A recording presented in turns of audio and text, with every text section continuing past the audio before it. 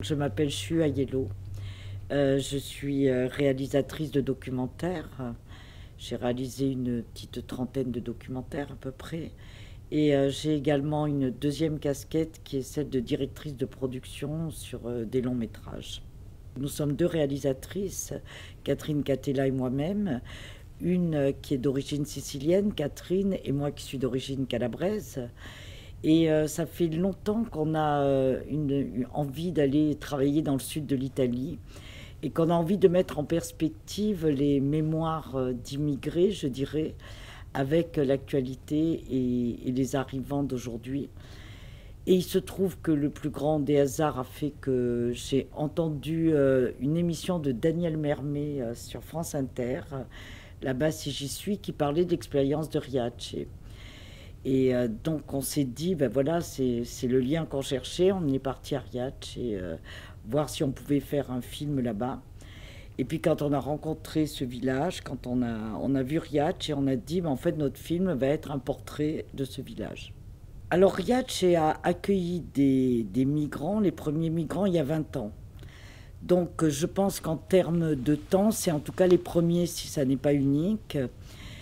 C'était vraiment une décision qui s'est prise avec une opportunité, je dirais, une barque avec 200 Kurdes qui est arrivée sur la plage en dessous de Riace et qui ne savait pas où aller. Et une petite équipe municipale qui se disait, enfin à ce moment-là pas équipe municipale d'ailleurs, et qui se disait comment est-ce qu'on peut faire revivre notre village qui est en train de mourir. Et donc, avec l'arrivée de ces Kurdes, ils se sont dit, mais il y a peut-être là une opportunité. Ça a commencé comme ça. Après, il y a d'autres villages en Italie qui pratiquent l'accueil. Il y en a plusieurs. Peut-être pas d'une façon aussi délibérée, aussi ancienne que Riace. Riace a complètement associé le projet d'accueil au projet de réhabilitation du village, en fait. C'est ça qui fait sa particularité. Alors en fait, la motivation de faire ce film était en effet euh, pas de passer le cap du constat, hein, puisque les constats sont toujours bons à faire, hein, il n'y a rien à dire là-dessus. Mais nous, on a vraiment envie, toutes les deux, on est des caractères optimistes, je suppose. On avait envie d'être propositionnels, on a toujours envie d'être dans la proposition.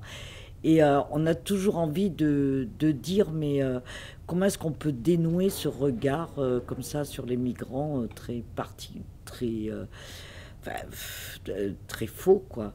Et donc ça nous intéressait beaucoup cet endroit où il y avait cette idée très pragmatique qu'en accueillant des gens, on allait se sauver, s'enrichir, quoi. Voilà, je ne sais pas si c'est dans une séquence où on a dit on arrête le constat, je crois pas. Je crois que on le sent vraiment parce que finalement on est descendant de gens qui sont venus dans ce pays et qui ont contribué à le construire et qui étaient aussi force de proposition finalement. Donc ce n'est aussi qu'une logique humaine. Alors c'est vrai que l'Italie s'est vidée à peu près de la moitié de ses habitants en un siècle, hein. C'est-à-dire c'est plus qu'une émigration, c'est un exode. C'est le pays d'Europe qui a le plus émigré.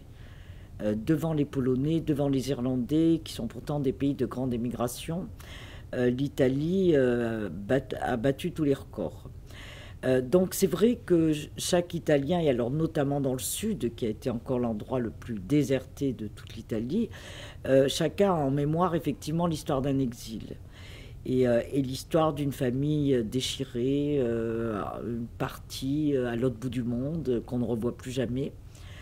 Donc les gens ont ça en mémoire. Il y a quelque chose d'un exil intérieur dans ces villages de Calabre particulièrement, qui semble un peu toujours en attente du retour de ceux qui ne reviendront pas. Il y a quelque chose de ça.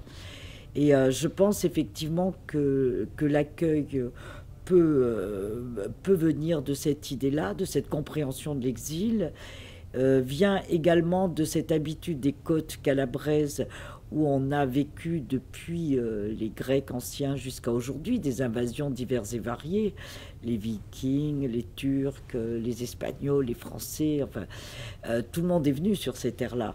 Donc il y a aussi le fait que l'identité calabraise, elle n'est pas liée au sang.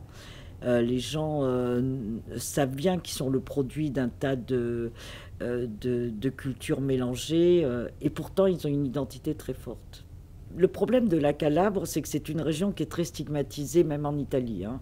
C'est la région de la mafia, c'est la région pauvre, c'est la région abandonnée, quoi, en quelque sorte. Et donc, ça a été sa chance.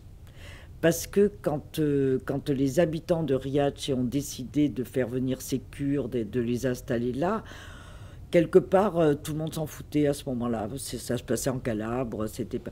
Donc ça s'est fait un peu à la débrouille. Alors je pense que les lois sont moins rigides aussi. Mais c'est à ce moment-là, le maire, enfin, celui qui est maintenant le maire de Riace, était un conseiller municipal d'opposition.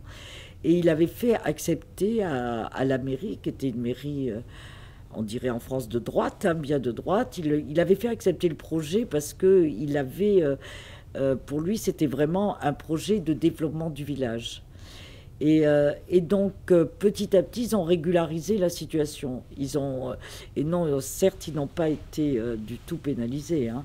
Au contraire, ils ont reçu par la suite une aide d'État, puisqu'il y a quand même vraiment un problème de désertification rurale dans ce sud de l'Italie, et que quelqu'un qui arrive avec un projet bien costaud pour développer le village, pour le réhabiliter, a des chances d'obtenir une subvention. En fait, Catherine et moi, nous nous connaissions puisqu'on avait déjà travaillé ensemble. Elle avait fait, Catherine est monteuse de métier, en plus d'être réalisatrice. Et donc, elle avait monté des films que j'avais fait, des documentaires, donc on s'entendait fort bien. Elle a un regard très complémentaire, je dirais, du mien. Donc, à toutes les deux, ben, on a tout fait ensemble, c'est simple. C'est-à-dire de l'écriture à la préparation et au tournage et au montage et au reste, on a tout fait ensemble. Donc on a été parfois interchangeables parce qu'il arrivait qu'au tournage on ait besoin de deux équipes, de deux caméras. Donc il y en a une qui allait faire une séquence et l'autre qui allait faire l'autre. On n'a jamais eu aucun problème parce que je crois qu'on savait très bien toutes les deux le film qu'on voulait faire.